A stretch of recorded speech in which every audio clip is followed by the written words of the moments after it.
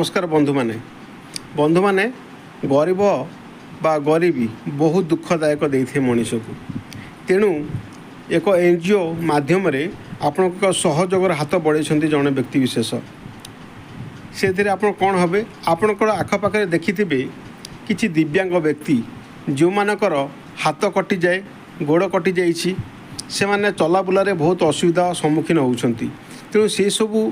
व्यक्ति मानू से छोट पिलाठू आरंभ करके बुढ़ा लोक पर्यंत को मागणारे कृत्रिम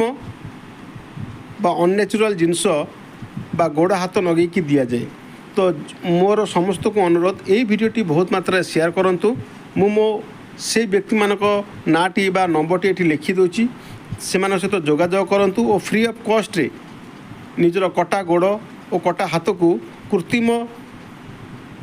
गोड़ और हाथटी नगातु। धन्यवाद बंधु मैंने।